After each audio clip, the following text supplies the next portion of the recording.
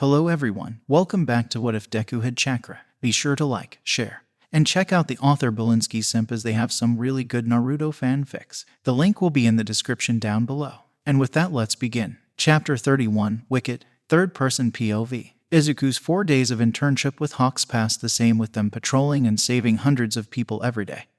And then flying around the city. Izuku seemed to have improved with his flying a lot, as he on the 4th day flew alone with Hawks beside him. On the 5th day, Izuku and Hawks ceased patrolling when Izuku suddenly fell from the air. Hawks quickly caught him before he reached the ground. "Izuku-kun, what is wrong?" asked the pro-hero. "I can sense an evil presence. A very evil and wicked presence," he answered. "Where?" asked Hawks. "I don't know. Stay here, I'll go check it, and if it's something big, I'll teleport to you," said Izuku. "No, I'm training you, but that doesn't mean I'll allow you to go somewhere that you might get hurt," answered Hawks. "But you can't leave with me. There are a lot of villains around here. I can sense them. Also, it's not like anyone could hurt me. You're the one that trained me after all," said Izuku. "He's the one who trained you. I'm going to murder you one day," said Boruto. Izuku held back a chuckle as he looked at Hawks. The pro-hero sighed and looked at Izuku. "Okay, fine, go, but tell me what happens. Also, did you say teleport?" asked Hawks. "Okay, thank you, Hawks-kun, and yeah, I did say teleport. It's a way of smying my powers. I can teleport to people I have marked with a special seal," said Izuku. "And unmarked?" questioned the hero.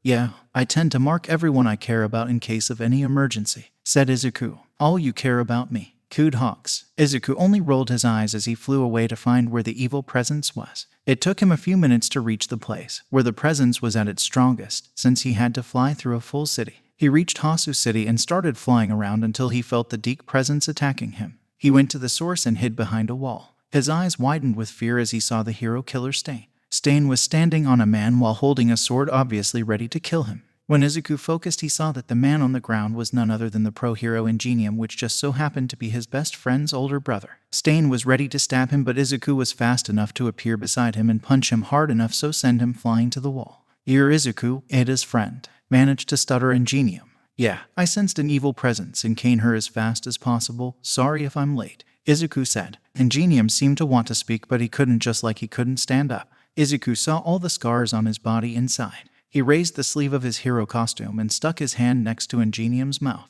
"Bite me. It'll heal you and give you your stamina back," ordered Izuku. Ingenium did as told, as he was already tired enough to not be able to fight. He bit Izuku's hand, who this time used more chakra than when he healed Aizawa, and his scars seemingly faded immediately. He then stood up, followed by Izuku, while Stain also stood up. "Another fake. No, you are nothing but a child. Get away from here so I could finish this fake off," spat out Stain. Izuku didn't bother to even look at him as he created 2 clones. One of the Izukus ran towards Stain and lunged him, but the latter dodged it and used his sword to try and slash it, but ended up failing when the Izuku dodged it. "Izuku, a lot of Nomas are all around the country. Where in the world are you?" asked Hawks in his earpiece. "I'm still looking for the source of that evil presence. Don't worry, I'm fine," said Izuku. He didn't want to tell Hawks about Stain to not worry him, especially cause he knew that he could take him down by himself. "Okay, make sure to tell me if anything happens," said Hawks. Another Izuku created a chakra sword and tried to slash Stain with it. The hero killer fidgeted, but he wasn't fast enough as Izuku scarred his neck. The 2 Izukus kept fighting him and creating more clones to aid them. "You are nothing but a fake, just like all of the other heroes. None of you is worthy of being a hero except All Might," roared Stain. "Yeah, sure," thought Izuku to himself. The clones kept fighting him for a few minutes, but it was no lie that he was strong enough to keep up with all of them. "I'm done playing with you. Come here, you fake," said. Stain ran towards Ingenium to finish him, as the latter was still frozen in fear of the villain. Izuku saw that and rushed towards him. He took Ingenium in his arms as he flew away and put him on a rooftop. "Just as I expected. Saving one person and then running away cause you're weak. What a fake," said Stain to himself. "Watch who you're talking to. I of all people know who fake heroes are and how they behave," said Izuku. Stain looked around to find him, but he found no trace of the hero in training. He then was punched in the face again, a breaking sound appearing. "You little brat are going to pay for this bone you've broken," said Stain. Izuku did nothing but summon 2 clones. The clones attacked Stain, with each holding a Rasengan.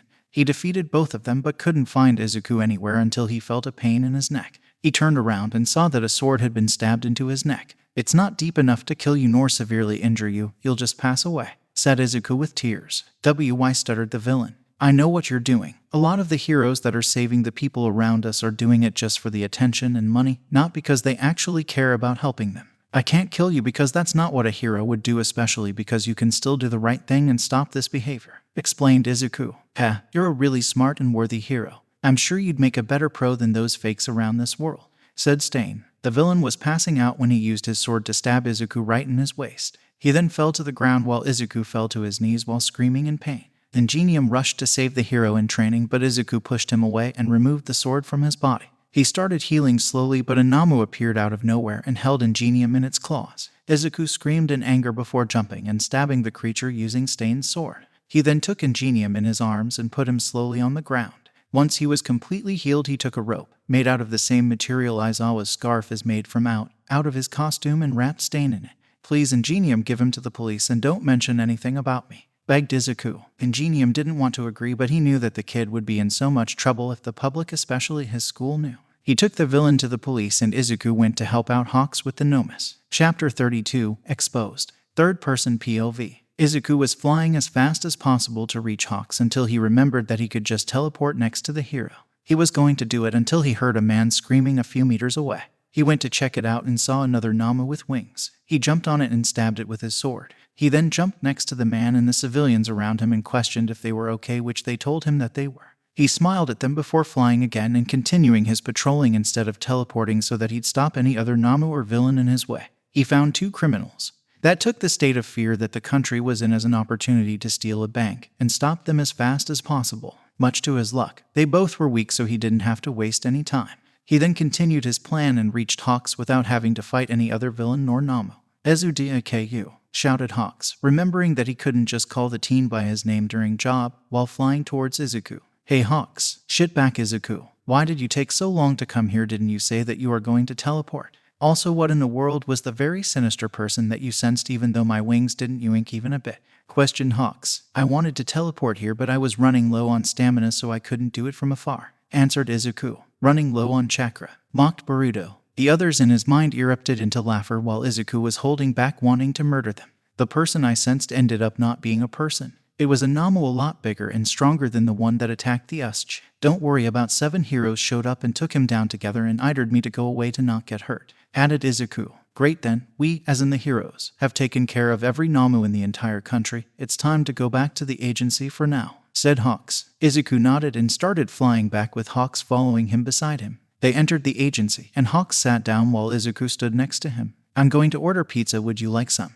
Asked Hawks. Hawks, you've been eating fast food for the past 5 days I've been here. That's not good, said Izuku. Yeah, I know, but I'm not a good cook. I don't know how to make food, answered Hawks. Oh, I can make you something, said Izuku. You know how to cook. Oh, how lucky am I to train you. Would you please make me a dish to defeat my hunger, young Izuku, said Hawks with a dramatic tone while taking Izuku's hand in his and kissing it. Izuku took back his hand and blushed a little before nodding and heading to the kitchen. Once he entered, he started cooking after turning on the TV. He was watching a random show that appeared in front of him until the channel stopped it to show urgent news. A few hours ago, a number of creatures, which the pro-heroes are now referring to as Namu, appeared throughout the country, but luckily our pro-heroes were able to stop them. Now for the urgent news. A reporter has been hiding in Hasu City, and luckily this man has reported the hero in training Deku, also known as Izuku Yagi, fighting with the hero killer Stain and saving the pro-hero Ingenium from a possible death. Said hero in training then defeated 2 of those creatures, saving a group of civilians, and stopped 2 thieves from robbing a bank. We'll be showing the video of the hero in training showing us how great of a hero he's going to be, said the reporter. Izuku started shaking after he heard what the reporter said. He took a cup of water before Hawks suddenly entered the kitchen. Izuku-kun, what's the meaning behind this? You told me that it was only a Namu.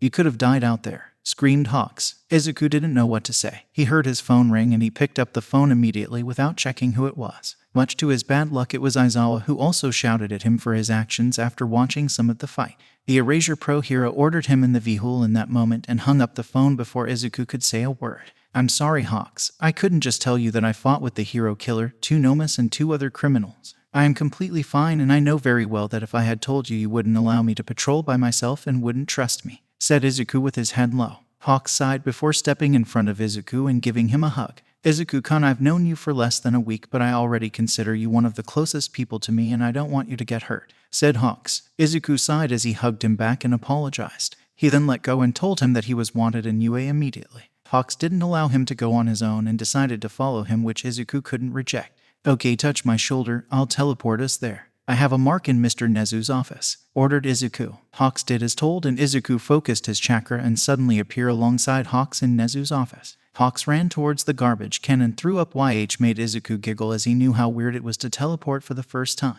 Aizawa and Nezu ended up giving Izuku a speech about how reckless it was to do that kind of fight against such villains. Hawks apologized for allowing Izuku to go on his own, and Izuku also have his own apology for his careless action. Chapter 33, The End, The Beginning.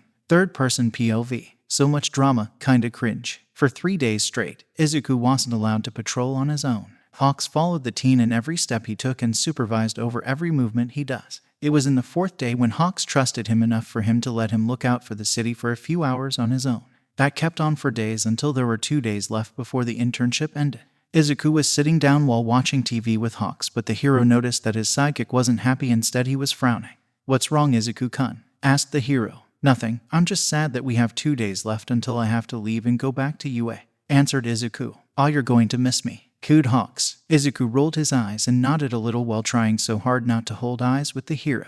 "Well, since we have only 2 days left, why don't we get to know each other better? It's not like you'll be going to outer space to study. I can still visit you at UA or somewhere," said Hawks. Izuku, hearing that, grinned and nodded as he sat down beside Hawks. The two boys sat down for hours talking about their life, where Izuku told Hawks about his background, not forgetting any information. He even told the hero about his parents' secret identities, and Hawks was obviously and visibly furious with what he heard, but he didn't say anything. Izuku also learned that Hawks was raised in a household with an abusive villain of a father and a neglectful mother. His parents didn't allow him to leave the house so that he wouldn't rat them out, and that one day his father was beating him for running away to the city but was killed by a guy with strong blue fire quirk. Hawks didn't get to see the guy again. The two boys saw the similarity they had in the case of neglect and abuse, and thus decided to pinky promise each other to always be there when one needs the other. Both the young adults then left the building to patrol, but Izuku made sure to stay in the shadows as he had decided to hide from the public as much as possible after the whole Stain and Namu incident.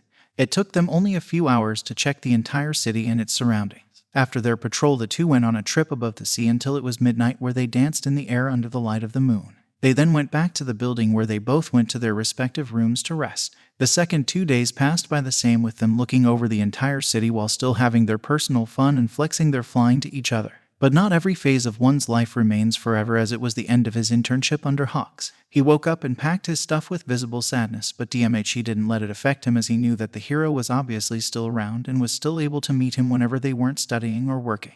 He went to the main room and found Hawks waiting for him there, which made him slightly smile. This is weird. Thank you for being a great teacher and friend to me in the last 2 weeks, Hawks-san. Without you, I couldn't have mastered my flight, nor would I get to help all the people I helped. I'm really grateful for you and everything you've done to me, even if we didn't have a lot of time together," thanked Izuku with a head bow. Hawks smiled as he took the boy in his arms in a crushing hug. "Oh, Izuku-kun, this is so emotional for me. You have nothing to thank me for. I'm really grateful that I get the chance to even say that I helped you train in any way. Don't forget to text or call me, if I don't do that first, that is, every day. Also, for God's sake, call me Keigo. You literally are one of the few people that know my name," said Hawks. Izuku smiled and nodded before walking out of the door. He was about to open the door until he sensed Hawk's presence change. He felt the hero's sadness taking over most of the room. He stopped in his tracks before turning back and hugging the hero once more, which the latter returned with tears in his eyes. "I'm going to miss you," whispered the hero. "Not as much as I will," said back Izuku. They stayed in the same position for about a minute before letting go, both with tears in their eyes.